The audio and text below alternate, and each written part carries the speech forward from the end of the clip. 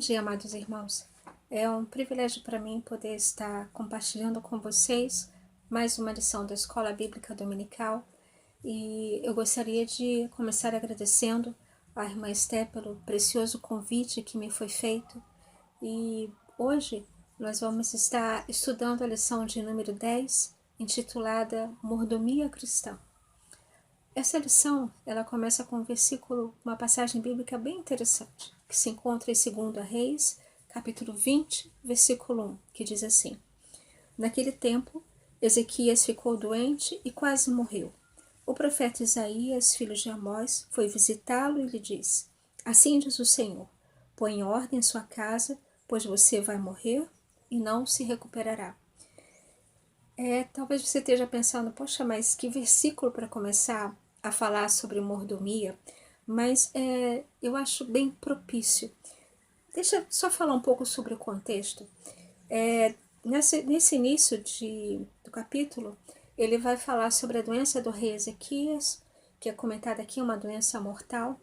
O profeta Isaías foi incumbido por Deus de estar indo avisar Ezequias sobre essa doença. Aconteceu que depois de receber a notícia, o rei começou a orar, suplicar, e Deus teve misericórdia dele e o curou daquela doença. E essa cura foi tão milagrosa que lá no finalzinho, no verso 12, você vai ver que foram enviados da Babilônia mensageiros até o palácio do rei, para poder saber como foi essa cura, o que aconteceu. Então, eu acho que vale a pena você dar uma olhadinha, uma lida no capítulo 20 de 2 Reis. Mas voltando ao versículo, ele fala assim: põe em ordem sua casa, pois você vai morrer e não se recuperará. Esse versículo eu creio que tem a ver com mordomia, porque ele define que o nosso tempo é finito. Devemos fazer um trabalho com excelência, pois não sabemos quando vamos morrer. Ao contrário do que aconteceu ao início com Ezequias, com o rei Ezequias, ele havia sido avisado pelo profeta Isaías que iria morrer. Mas como eu mencionei, ele orou e o tempo dele foi estendido.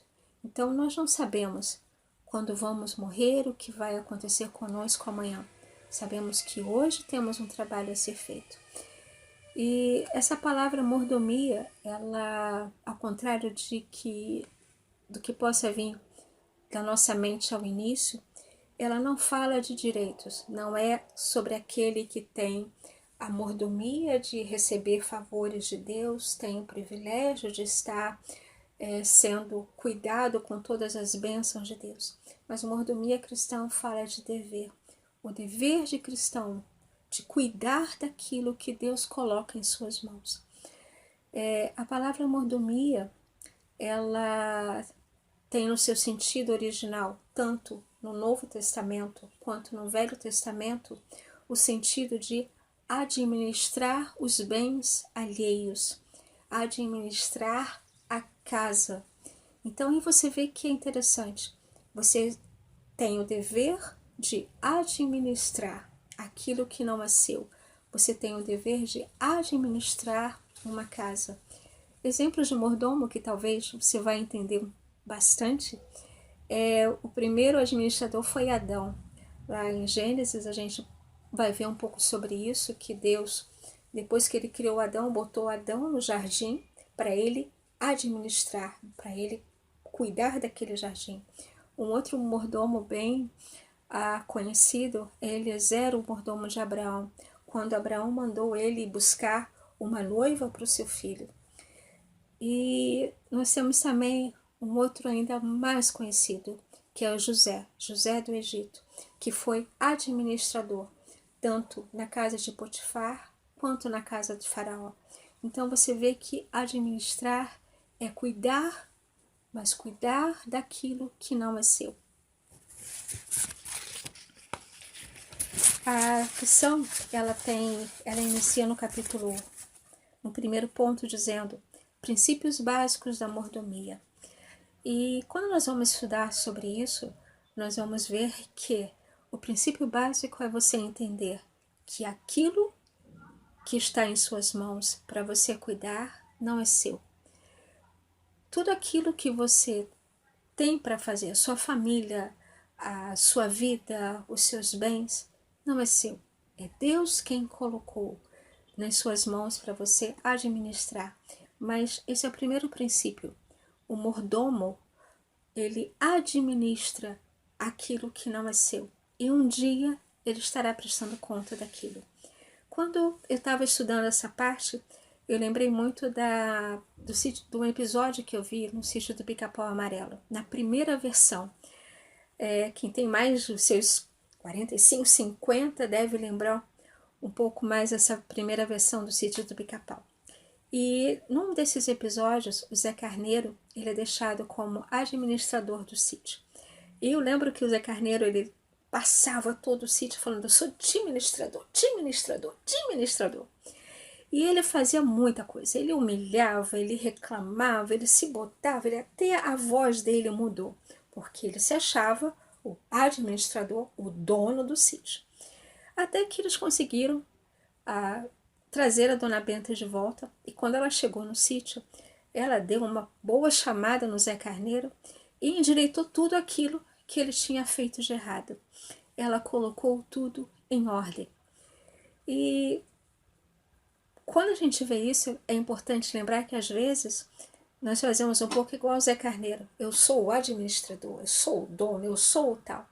Mas quando a gente vai ler na Bíblia, nós temos algumas passagens que falam que quem é o dono realmente é Deus.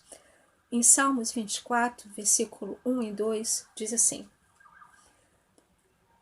do Senhor é a terra e tudo o que nela existe, o mundo e os que nele vivem, pois foi ele quem a estabeleceu sobre os mares e a afirmou sobre as águas. Do Senhor é a terra e tudo o que nela existe. É interessante porque a Bíblia já começa no seu primeiro versículo, no primeiro capítulo, em Gênesis, capítulo 1, versículo 1, dizendo: no princípio criou Deus os céus e a terra. E é interessante esse criar, porque Deus, ele não pegou uma matéria existente e moldou para fazer outra. Ele criou do nada, ele criou do zero. Então, não há como negar que ele é o Senhor, que ele é o dono de tudo aquilo que existe. Mas, voltando, tem uma parte na lição que eu gostaria de ler com vocês, na página 41, que está escrito assim: ao observar o que se passa no mundo, temos a impressão que os homens que não dão o devido valor às ordens de Deus não têm sido administradores fiéis. Estão esquecendo que o administrador não é o dono. Devem prestar contas ao proprietário. Devem prestar contas ao proprietário. E a lição ela continua falando sobre um administrador que tem uma má conduta. Se encontra em Lucas 16:1. Eu vou deixar para vocês lerem esse exemplo do mau administrador, mas gostaria de terminar esse primeiro ponto com um administrador que deve ser seguido o exemplo dele. Se encontra em Gênesis 39, 1-6, que diz assim: José havia levado para o Egito, onde o egípcio Potifar, oficial de Faraó e capitão da guarda, comprou dos ismaelitas que o tinham levado para lá. O Senhor estava com José, de modo que este prosperou e passou a morar na casa do seu senhor egípcio. Quando este percebeu que o Senhor estava com ele e que fazia prosperar em tudo o que realizava, agradou-se de José e tornou-o administrador de seus bens. Potifar deixou ao seu cuidado a sua casa e lhe confiou tudo o que possuía. Desde que o deixou cuidando de sua casa e de todos os seus bens, o Senhor abençoou a casa do egípcio por causa de José. A bênção do Senhor estava sobre tudo o que Potifar possuía, tanto em casa como no campo.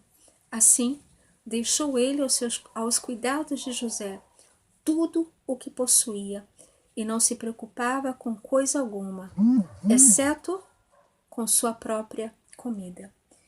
Com José nós aprendemos Primeiro, que um administrador, ele é alguém que trabalha para outra pessoa. Com José, nós aprendemos que um administrador, ele não faz aquilo que ele quer. Ele não tem a sua própria vontade.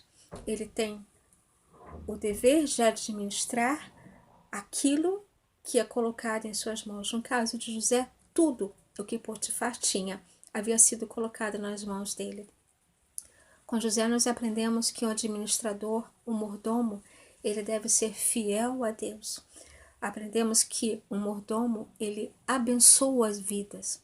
E aprendemos que esse administrador, esse mordomo, ele é diligente no trabalho. E você vai ver aqui que o administrador, ele não está responsável por tudo. Olha o finalzinho que diz. Assim, deixou ele, Potifar, aos cuidados de José, tudo o que tinha, e não se preocupava com coisa alguma, exceto com sua própria comida. Deus, ele não vai colocar tudo nas suas mãos para você fazer, mas ele vai botar nas suas mãos aquilo que você pode administrar. Então, lembre-se disso. José foi fiel no pouco, quando ele estava na casa de Potifar, e a gente conhecendo a história de José, a gente vai ver que ele foi fiel no muito, quando ele era governador do Egito. Mas em tudo, José foi fiel a Deus. Então, um bom administrador, um bom mordomo, ele é fiel a Deus. A lição continua. O ponto 2 fala sobre mordomia do tempo. E há um ditado que diz que o tempo vale ouro. E há outro ditado que diz que só damos valor quando perdemos. E a questão de tempo realmente ele tem valido ouro. Algumas pessoas falam que um comercial na TV vale muito dinheiro. Outras pessoas falam que está perdendo tempo na fila do banco. Mas você já parou para ver que tempo significa vida? Tempo é oportunidade que nos é dada. Oportunidade de evangelizar, oportunidade de perdoar, oportunidade de orar, de falar com Deus. Mas o tempo também ele é incerto, porque você não sabe até quando vai viver. Lembra da história lá do rei Ezequias? Você tem um tempo determinado por Deus, mas somente Deus sabe quanto vai durar esse tempo. A você cabe viver esse tempo com qualidade. Mas como se faz isso? Eclesiastes 3, que é mencionado na nossa revista, ele diz que há tempo para tudo. E se você for pensar em tudo, significa que você vai ter tempo para você mesma, para sua família, para os seus planos, tempo de descansar. Existe tempo para tudo. E esse tempo, ele tem que ser administrado de uma forma correta, de uma forma especial. Como se faz isso? Vamos dar uma olhada em Salmos 90, versículo 12, que diz assim: Ensina-nos a contar os nossos dias, para que o nosso coração alcance sabedoria. Outras versões falam: Ensina-nos a contar os nossos dias de tal maneira que alcancemos corações sábios. Quem vai nos ensinar a contar os nossos dias com sabedoria?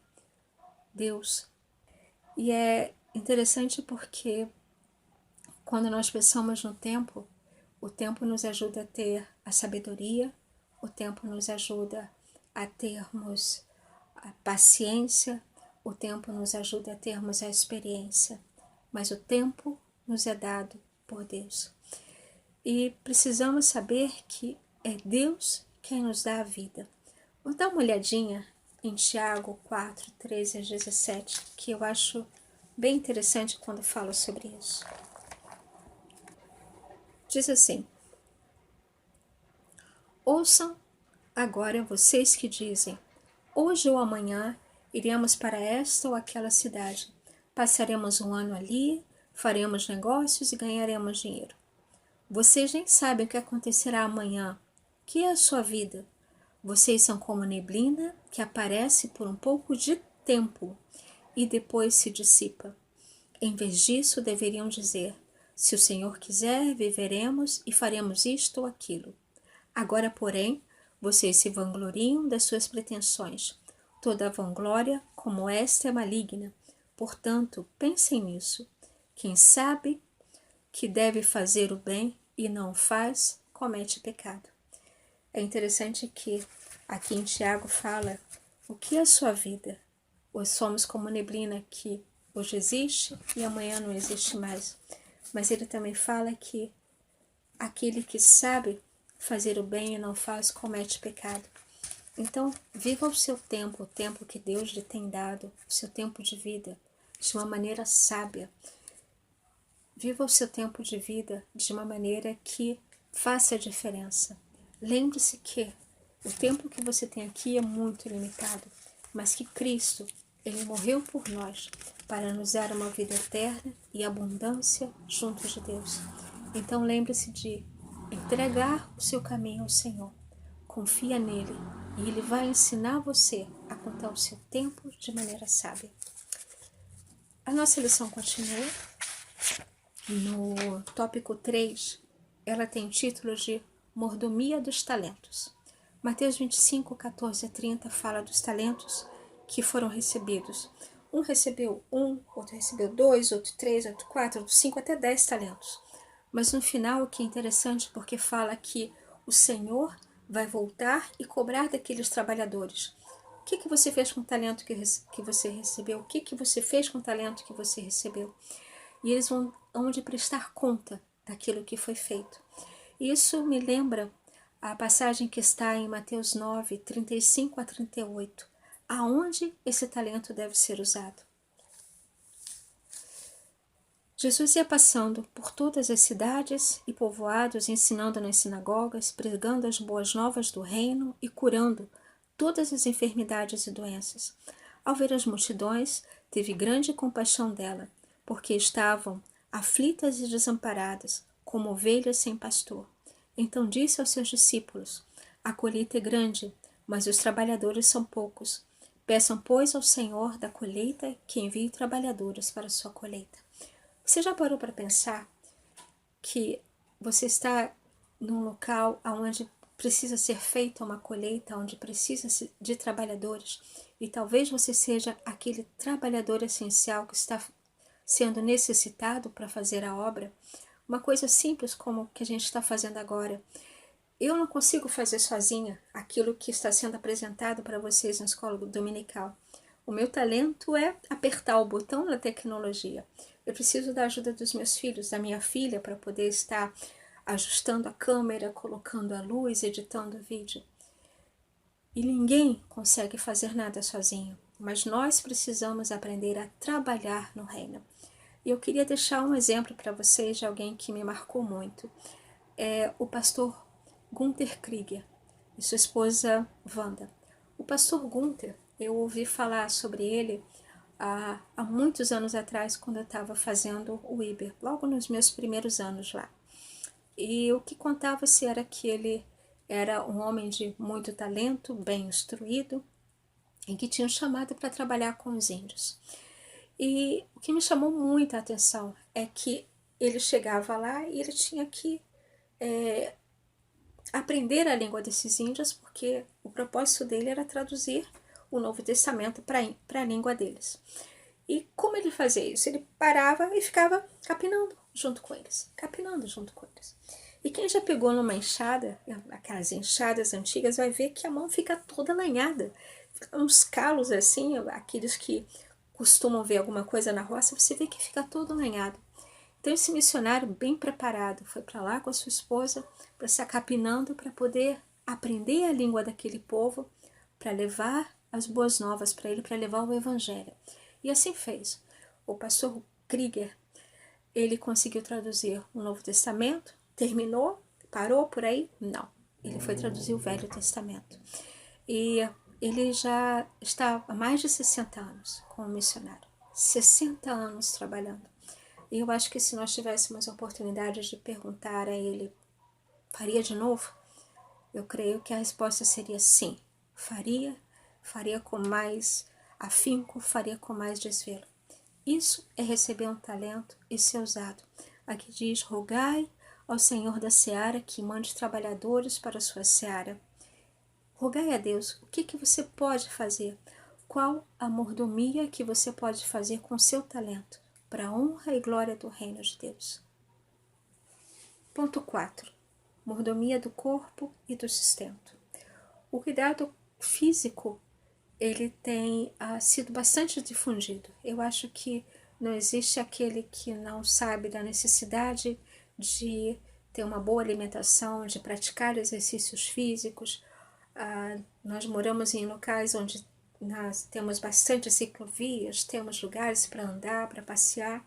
Mesmo aqueles que são acamados têm o seu tempo de exercício por conta de um fisioterapeuta. Então nós sabemos dessa necessidade. Mas a lição ela fala de Romanos 12, de 1 a 2, que fala também de uma parte que nós esquecemos muitas vezes de exercitar. Romanos 12 diz assim: portanto, irmãos, rogo-vos pela misericórdia de Deus que se ofereçam em sacrifício vivo, santo e agradável a Deus, que é este é o culto racional de vocês. Não se amolde ao padrão deste mundo, mas transforma-se pela renovação da vossa mente, para que sejam capazes de experimentar e comprovar a boa, agradável e perfeita vontade de Deus.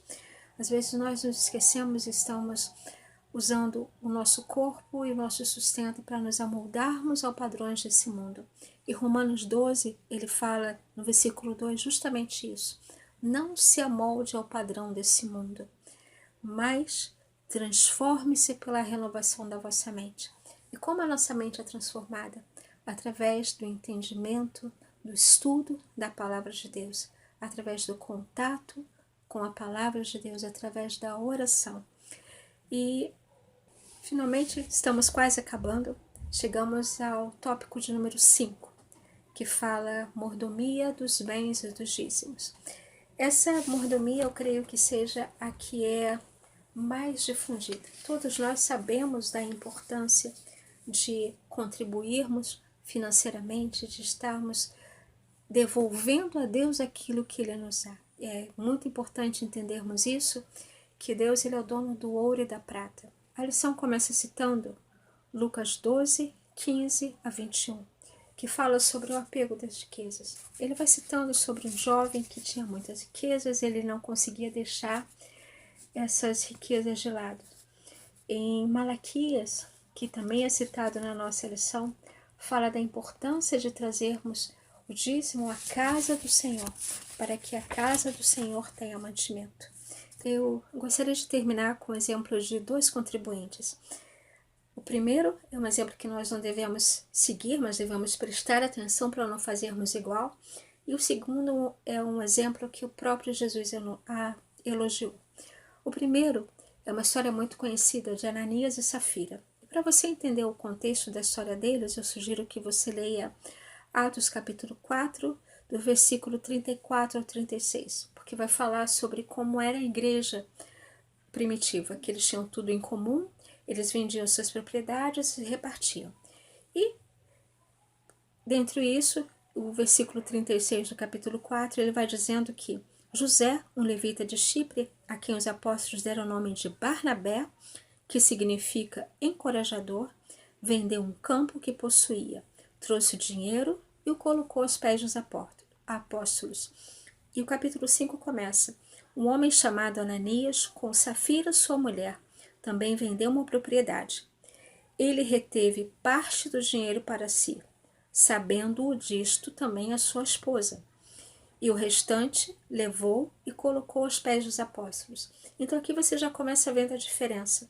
Ele não precisava fazer isso, mas ele vendeu e colocou tipo assim, isso aqui eu vou levar lá porque o Barnabé fez, deixa eu chegar lá também e botar um dinheiro junto. E fala-se que depois, se a gente for lendo, a gente vai ver que ele é repreendido por Pedro. No versículo 3 diz assim: então Pedro perguntou: Ananias, como você permitiu que Satanás enchesse o seu coração, a ponto de você mentir ao Espírito Santo e guardar para você uma parte do dinheiro que recebeu pela propriedade? Ela não pertencia a você? E depois de vendido o dinheiro não estava em seu poder? O que levou você a pensar em fazer tal coisa? Você não mentiu aos homens, mas sim a Deus. Essa história de Ananias e Safira eu acho interessante porque coloca a parte deles tentarem mentir para Deus. É interessante quando nós temos a mania, é interessante porque nós temos o costume de dizer que a igreja pertence a Deus, a igreja pertence a Deus. Eu creio que a história de Ananias e Safira é um grande exemplo disso, que explica e nos dá com um exemplo prático como Deus governa a sua igreja. E no final da história de Ananias e Safira, nós sabemos que os dois acabaram morrendo por terem mentido, mas olha como termina o versículo 11. E grande temor apoderou-se de toda a igreja e de todos os que ouviram falar deste acontecimento. Então nós devemos lembrar que as nossas ofertas, os nossos bens, a nossa vida, a nossa mordomia, ela é para ser feita com excelência, porque nós pertencemos a Deus, a igreja pertence a Deus, e Ele cuida dela com zelo infinito. Ele cuida dela com zelo para que as pessoas que ainda não conhecem a Deus, as pessoas que ainda não ouviram falar de sua palavra e aqueles que também já ouviram, possam saber que o Senhor é Deus, assim como fala no versículo 11. E grande temor apoderou-se de toda a igreja e de todos os que ouviram falar desse acontecimento. E para terminar, a última história de uma mulher que teve a mordomia elogiada por Jesus Cristo. Se encontra em Marcos 12, 41 a 44. Essa história é bem conhecida, ela é a história da viúva pobre. E eu gostaria de ler esse pedaço porque fala que Jesus estava em frente do lugar onde eram colocadas as contribuições e observava a multidão colocando dinheiro nas caixas de ofertas. Muitos ricos lançavam ali grandes quantias. Então, uma viúva pobre chegou-se e colocou 2 pequeninas moedas de cobre de muito pouco valor. Chamando a si os seus discípulos, Jesus declarou: afirmam que esta viúva pobre colocou na caixa de ofertas mais do que todos os outros. Todos deram do que lhe sobrava, mas ela, da sua pobreza, deu tudo o que possuía para viver. E essa história é muito linda porque você consegue ver aqui logo no início que Jesus estava sentado em frente ao local onde eram colocadas as contribuições e ele observava. Quando fala que ele observava, ele não estava observando, na verdade, a quantidade de dinheiro, a quantidade de oferta que estava sendo colocada. Ele estava observando o coração daquele que estava colocando a oferta. E mais uma vez, como foi mencionado no caso de Ananias e Safira, aqui nos diz que, nos faz lembrar que a igreja pertence a Deus. A igreja é cuidada por Ele. E olha o que ela recebeu de elogio. Ela, na sua pobreza, deu tudo o que possuía para viver. Como mordomos, devemos lembrar disso. Nós muitas vezes pensamos, olha, eu quero ter dinheiro para fazer isso, eu quero ter dinheiro para fazer aquilo. Mas o pouco que Deus lhe dá, administre com sabedoria. Administre de tal forma que Deus possa ver que você está usando os recursos dele com sabedoria. Pode ser pouco aos seus olhos, mas aos olhos de Deus é muito. Então, para terminar, eu gostaria de ler Colossenses 3, versículos de 23 a 25. Eu creio que essa passagem ela expressa bem como um mordomo deve atuar, como um mordomo deve servir. Tudo o que fizerem, façam de todo o coração, como para o Senhor e não para os homens, sabendo que receberão do Senhor a recompensa da herança. É a Cristo Senhor que vocês estão servindo.